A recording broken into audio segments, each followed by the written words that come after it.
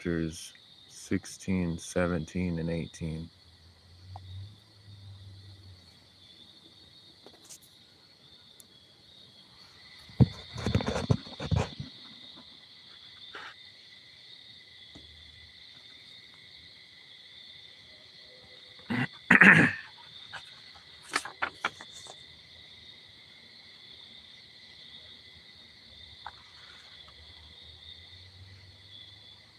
Chapter 16.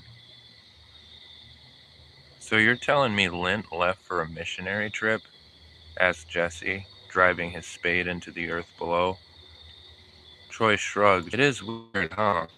Trevin sipped a water bottle, the noonday sun glistening off of his forehead. Troy's crew had been reassigned. Brian, the foreman, informed the crews himself that at the morning meeting, what with Dan being absent due to sick leave and all,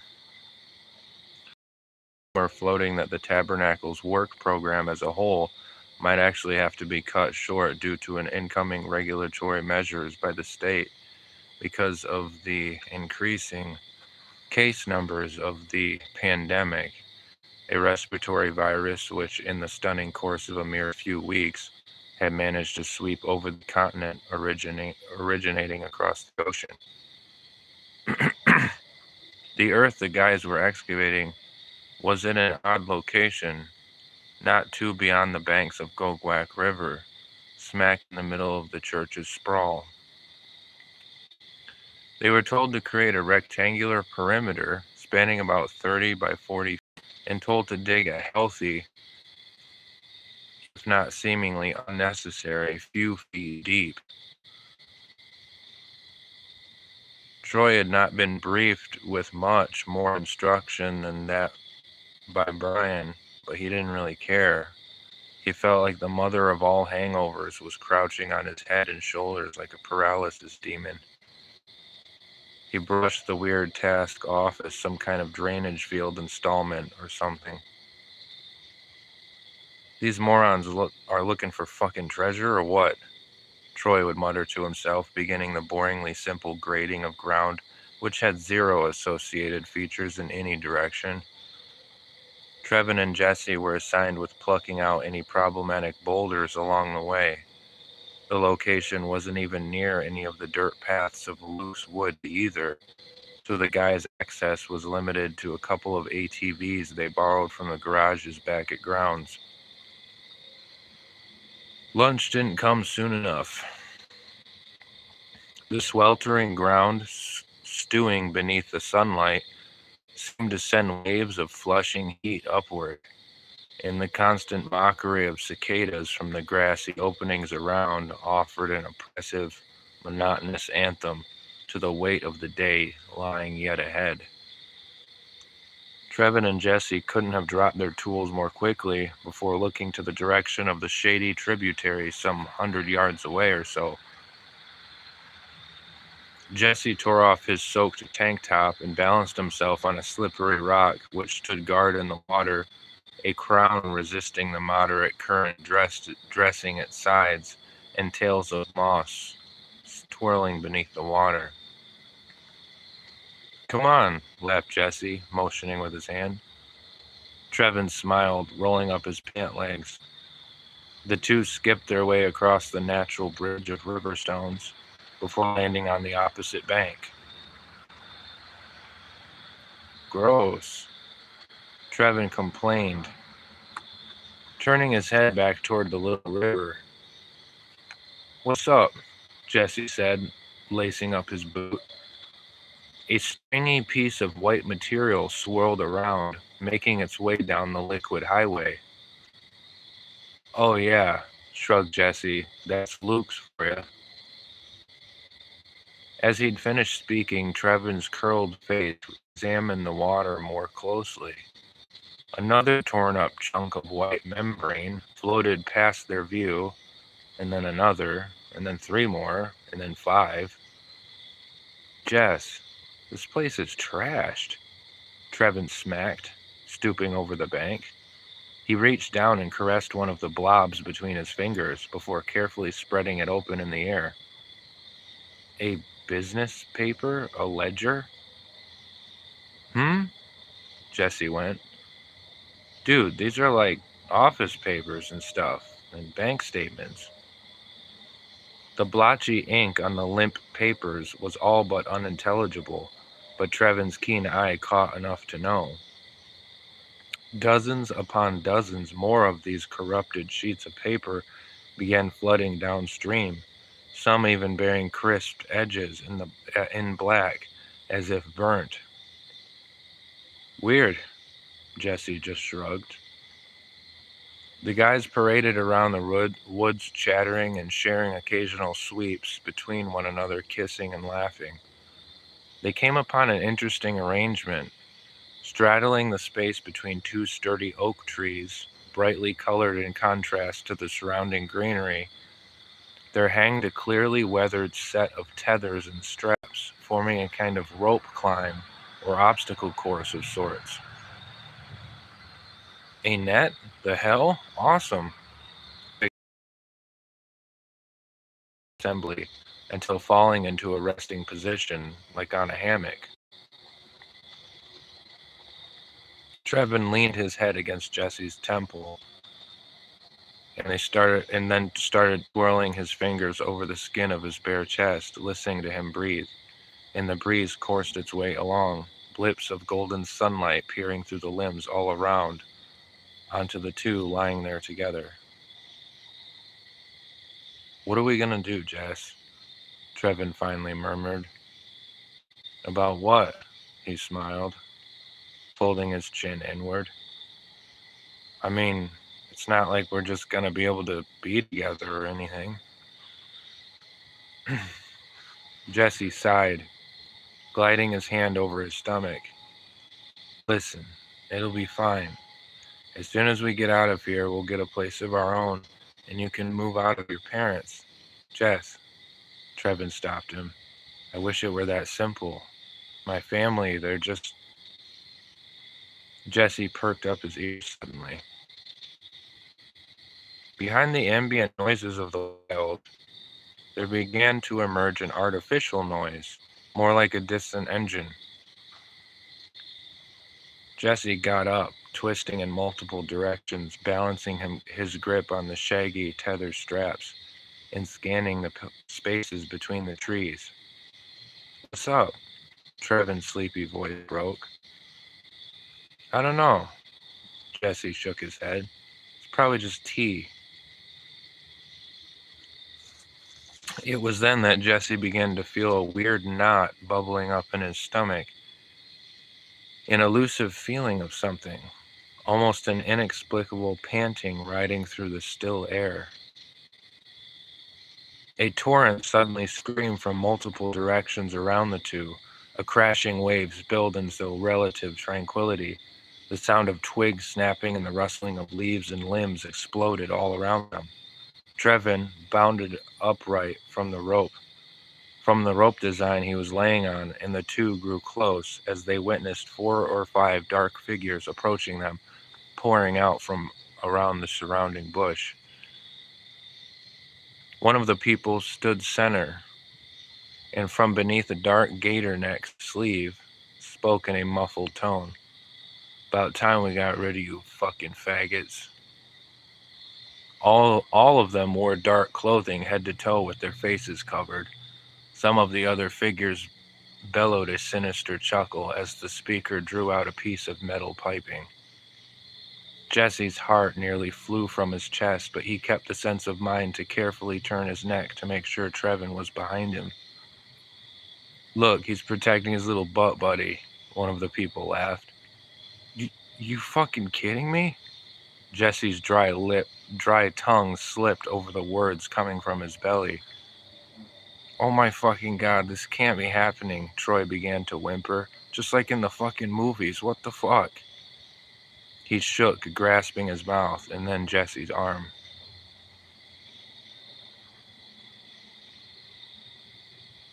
Fuck, they're taking forever.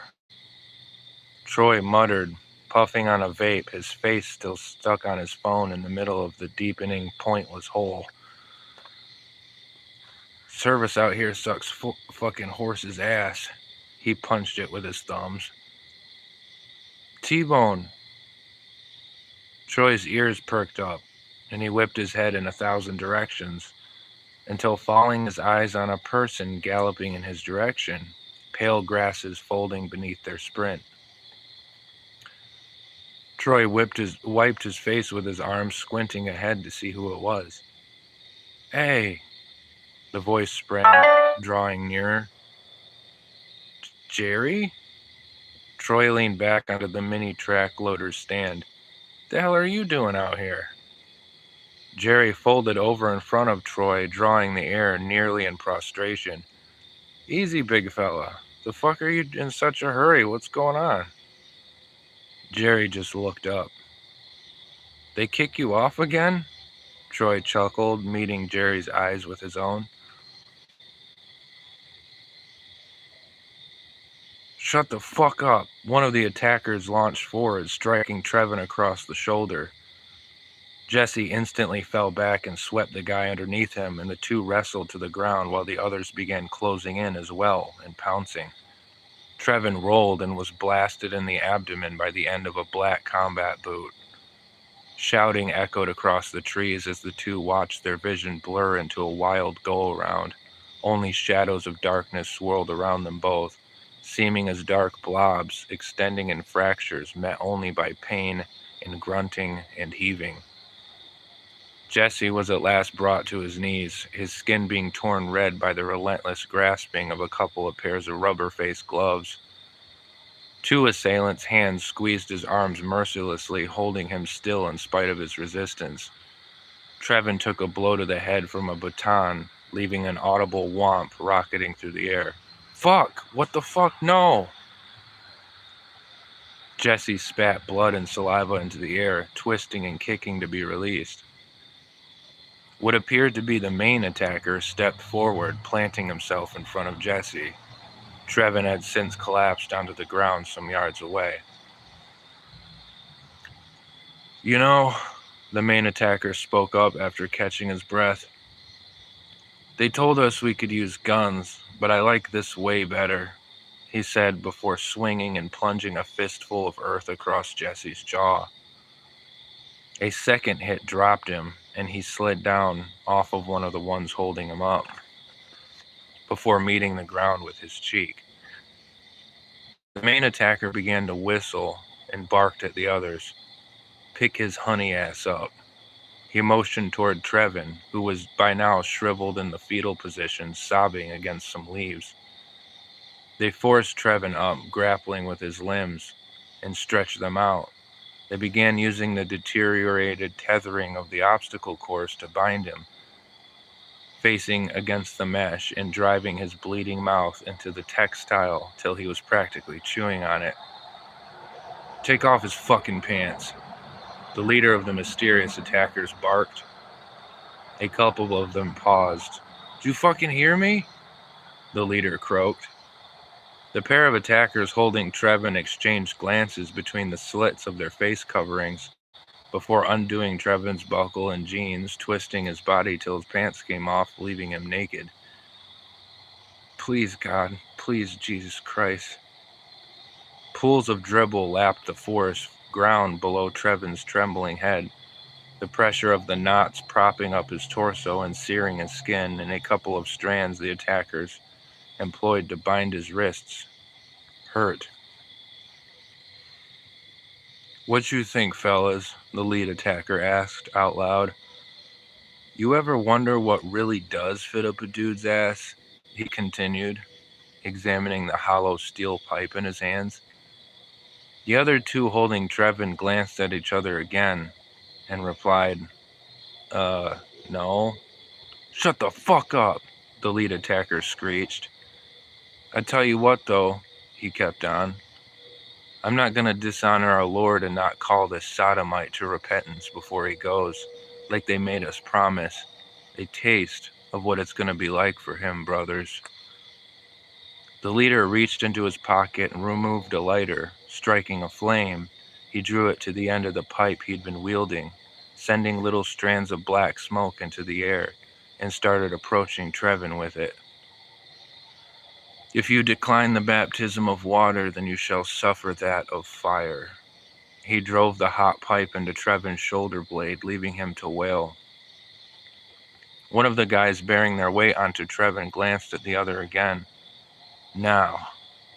The man lifted the pipe and slammed it into Trevin's side, sending him into an abrupt shudder and cry. You fucking like that, bitch? He gritted his teeth. Bro, let's just, I don't know, shoot him already. The leader stepped back, laughing maniacally, before drawing a pistol.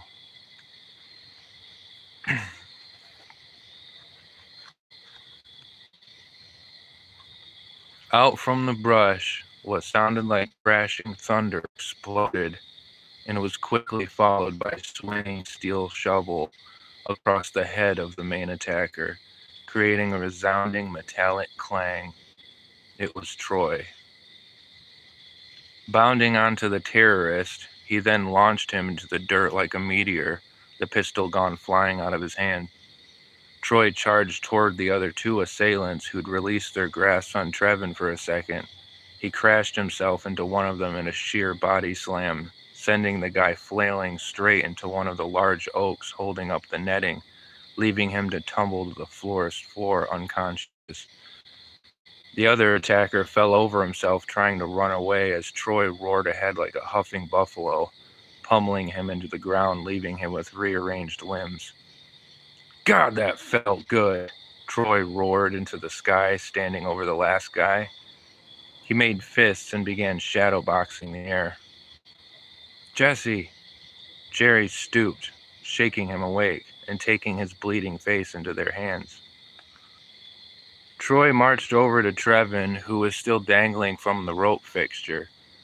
Hang on, bud, it's gonna be okay.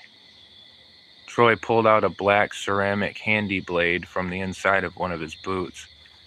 Trevin's wrists were beet red with the force of the ties, and Jesse limped over to tend to him while Jerry held him up. Let's see who this piece of shit is now, hiding his fucking face. Troy marched over the forest debris before his shadow overtook the lead attacker, now flopped over, attempting to belly crawl away like an inchworm. Troy grasped his collar like a mama cat seizes a kitten and swung his neck up. You had enough yet, dick face? 'Cause I'm yearning for more, he snarled, drooling. Troy reached up and tore the gaiter sleeve which was covering the assailant's face off. It was Brian. Troy's expression dropped before erupting into manic laughter. What is it, T? Jesse sniffled from afar, recollecting himself while holding Trevin. The air all around began to vibrate all of a sudden. All the guys looked up for the source of a noise that sounded like an incoming train or a twister. Overhead, just grazing the canopy of the trees, a procession of choppers charged through the air, smacking the sky with their spinning blades, nose dove, and charging definitively in one direction. Troy watched as nearly every detail of the great machines could be spotted from their position below. He turned to Jesse. That's military. Glancing back down at Brian's busted-up face, Troy sneered, arching his lips like a wolf. Tell me what the fuck is going on around here before I wipe that shit-eaten grin off your face. Brian's eyes swelled, being squeezed into arches by his mouth, glistening in the waning sunlight. Christ is king, motherfucker, said Troy.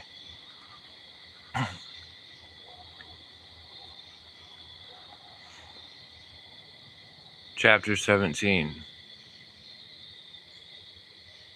Sir, a man fully adorned in assault gear made haste toward another group of police officers across a frozen sea of asphalt. He approached a huddle of men and women variously wearing dark blue jackets and combat outfit, sharing an urgent conversation. One of the men in the group interrupted the flow and shot up his chin. "What is it, Sergeant?" The approaching officer unfurled his black face mask, catching his breath. "Alpha has made a breach in the upper northeast. Shots fired. These fuckers are armed to the teeth. A couple of our guys are down. They're starting to light the place up."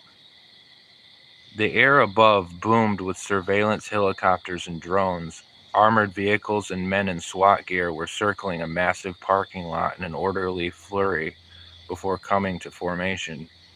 Shouting and the urgent beat of rubber soles against the hardscape made a symphony, with the occasional distant pops rolling out of the backdrop of the woodland. The air all around turned in heat as kneading dough, and the sunlight grew more and more obscured by a sickly haze. Billows of black smoke fed into the sky from multiple directions thanks to forest fires. "Copy." The man in charge nodded before driving a walkie-talkie he'd been carrying in his hands into the chest of one of his associates. "We're gonna have to go in, fellas. The guard's on their way. We've got to get those kids the hell out of there." Those around the man affirmed, and he began removing a medical face mask from himself, exchanging it for a black gaiter, and fastening on a helmet. It was Dan, the grounds coordinator. A hair-raising taunt of a partial solar eclipse came upon the outside of the entrance of the wreck of the Fellowship Tabernacle. Teams of hustling police skated up the steps, and with a crash busted open the main entrance and began to pour in. The scuffing noise of their outfits and armor bounced off the dark, towering walls as their flashlights tore against the widening mouth of blackness in this impossibly large construction. Once inside, in either direction, sweeping corridors marked by concrete columns built to resemble trees lay before the invaders. Only the occasional flickering light offering any texture contrasting the devouring, rising twilight outdoors. After some signals, the crew split abruptly and began to scout the building, taking pains to stay together, minding every corner, and sliding up against any walls or blind corners they encountered. The wreck at once seemed void, yet full of a teeming, unseen oppression and something lurking. There appeared all over every dimension the police turned only sparse electrical usage, lights flickering here and there, and even the occasional flare of sparks. The ambient, if ominous, drone of gas-fueled generators bled through the inside of the massive complex walls, and the omnipresent gurgle of rushing water filled the spaces of silence between each of the team's breathing and the jostling of all their equipment.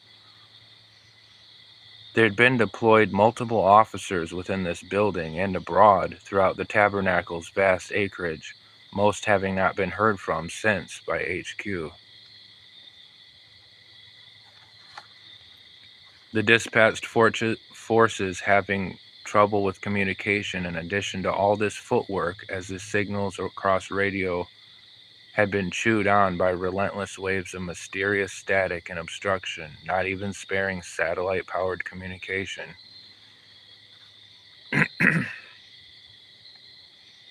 Chapter 18.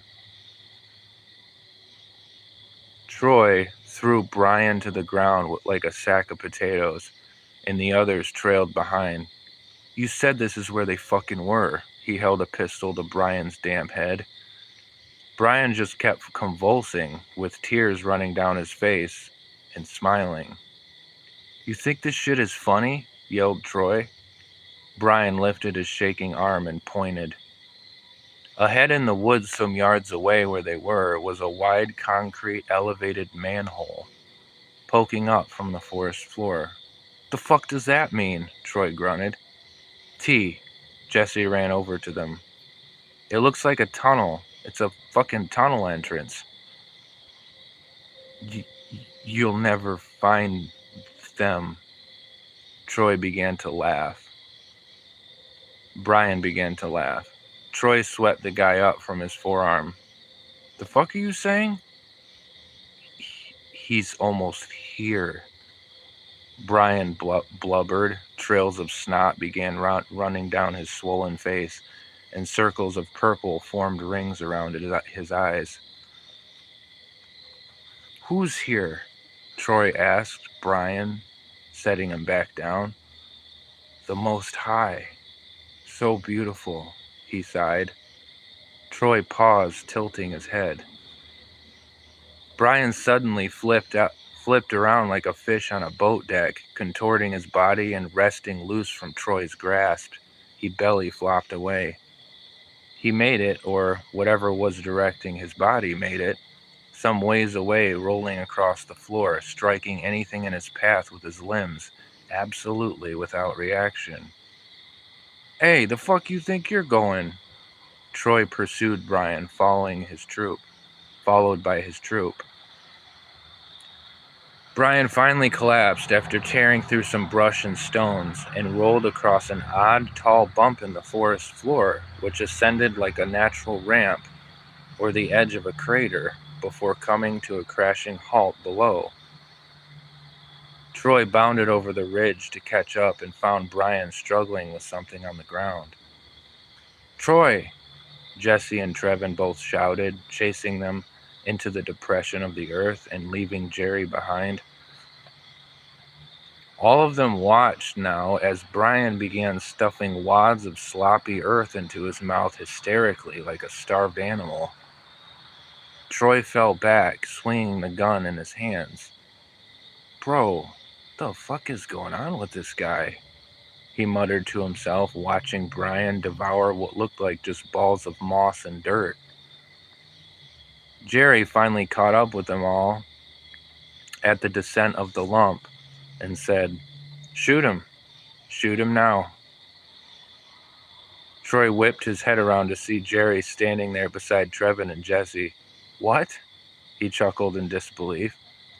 God, I hate this part, Jerry lamented. Shoot him before he eats more.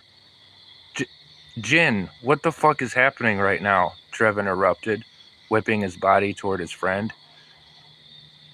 I ain't going to the can again, man. I'm not gonna kill the fuck. Look at him. He's losing his shit, Troy said.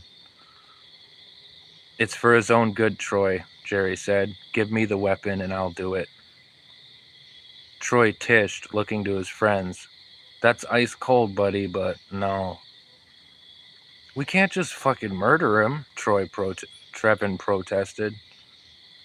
Trevin, he's already dead. That's just an impression, believe me, said Jerry.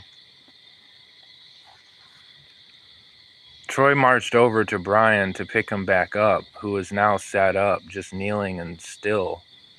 His head and shoulders were fallen back, and he was just swaying, gazing skyward. All right, bud, it's time to go. Troy turned Brian around and then suddenly flew backwards in disgust, leaving Brian to fall and faceplant into the moist earth below. We have to leave, now. Jerry swung his arms to collect Trevin and Jesse. Come on, Troy. Troy watched as the ground around him began fluctuating and rising like bread dough, almost breathing. Troy, come on, Jerry shouted again. Troy started after the others, backtracking, struggling to remove his boots from the rapidly moistening ground below with every step, until reaching leveled ground, away from where Brian's body lay folded over and still. They all watched as the earth bellowed and moaned, and ripples in the ground ascended and appeared to gradually swallow Brian's lifeless body. Then, as if something were emerging from below, the dirt began mounding upward, collapsing in layers upon layers on itself. A red clay began resurfacing, and then came gushing out tainted, rusty water like a massive anthill bursting fluid. Well, what the fuck? Jesse burst, grappling onto Jerry. Troy, do not look at it. Come on, Jerry urged. Jin, what is this? Trevin held them. The Eater. they said. Jesse's eyes peeled back. The fucking what? You remember how I told you about how God is unity and like how they are love and togetherness and all that fluffy stuff? Jerry began when, in the increasing gloomy hue surrounding them all, Jerry's face and eyes began to shift. Long locks of dark hair appeared crawling down their shoulders. That is basically God coming apart. That's what y'all would call a, quote, demon. Jin explained with the air quotes again. Troy froze. He watched as the earth below continued transforming before his very eyes. Red fluid continued spilling forth, being vomited from folds, occurring in the dirt and debris-ridden landscape. A peculiar object fluttered against one of his boots, resembling a small tentacle, moistened and colored by the red liquid bubbling up. The fuck? Spat Troy, kicking the appendage to the side. He's snagged. I've got to go get him myself. Jin threw Trevin off of them and flew toward Troy. The trees all around the depression began to lean forward, creaking and moaning and splitting, as the bizarre tentacle fluttering in the red pool became elevated, dripping out from the surface of the burgeoning mass. The skylight above dimmed considerably, and darkness began regurgitating from between the trunks of the surrounding forest. The rock formation, resembling those of teeth, adopted an increasingly darkening haunt. All of a sudden, the points of 2 ears could be seen crowning the horizon of the liquid ahead, which was red as blood, by now having been elevated to the volume of a small pond. With what emerged lazily from the surface, Troy's face melted in agony, while streams of tears burst out uncontrollably from his eyes. A large, cartoonish mask, resembling that of a jackal, soaked, torn, and disfigured, presented an obnoxious grin and sharp teeth, beset by gaping black holes for eyes. Ascending upward into the air, the mask was followed by a human male body in only briefs. The small appendage was now flung across the air and shooting straight upwards, with the figure raising its arms. A long rope hung from the body's bruised neck as it twirled in a diabolically slow kind of mid-air dance before turning its hollow glare upon the trembling witness ahead. Troy's pants became instantly soaked in urine as unmitigated wailing welled up from his drooling mouth. His eyes rolled back, and as he fainted to the ground just before striking it, Jin's arms swept him up, and they dashed away in the opposite direction, fleeing the depression in the earth.